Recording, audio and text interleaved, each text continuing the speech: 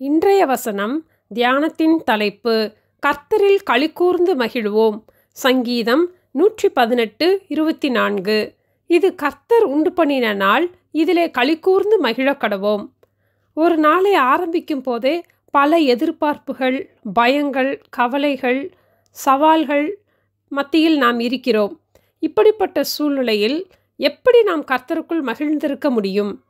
சங்கீதம் 85:6 சங்கீதக்காரர் ஜெபிக்கும் போது, உமது ஜனங்கள் உம்மில் மகிழ்ந்திருக்கும்படி நீர் எங்களை திரும்ப உயிர்ப்பிக்க மாட்டீரோ என்று ஜெபிக்கிறார்.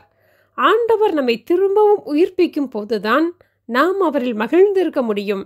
இது மனிதர்களால் முடியாது. எப்படி ஆண்டவர் நம்மை உயிர்ப்பிப்பார்?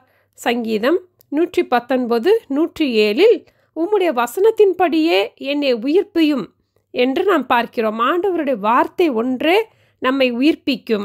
பெஸ்ட் ரெமடி ஆண்டவருடைய வார்த்தை மட்டும்தான்.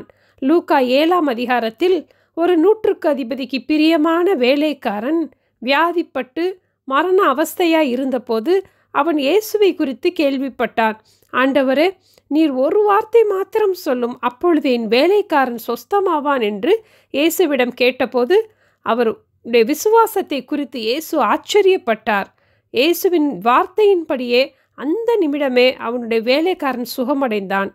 கர்த்தருடைய வசனம் நம் சரீரத்தை மட்டுமல்ல, சங்கீதம் 19:7 கர்த்தருடைய வசனம் குறைவற்றதும் நம் ஆத்துமாவையும் உயிர்ப்பிக்கிறதா இருக்கிறது. ஏசாயா 57:15 நம்முடைய ஆவியையும் கூட உயிர்ப்பிக்கிறது. மோசே ஜெபிக்கும் போது சங்கீதம் 90 நாங்கள் எங்கள் வாழ்நாளெல்லாம் களிகூர்ந்து மகிழும்படி எங்களை உமது கிருபையால் திருப்தியாக்கும் என்று ஜெபிக்கிறார்.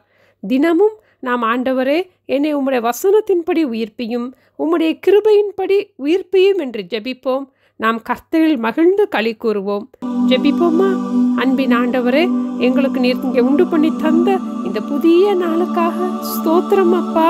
இந்த நாளிலும் கூட நாங்கள் கர்த்தரில் மகிழ்ந்திருக்கும்படியாக உம்முடைய வசனத்தின்படி, உம்முடைய கிருபையின்படி எங்களை உயிர்ப்பிக்க வேண்டும் என்று இயேசுவின் நாமத்தில் ஜெபிக்கிறோம் பிதாவே. ஆமேன். Thank you. Have a blessed day.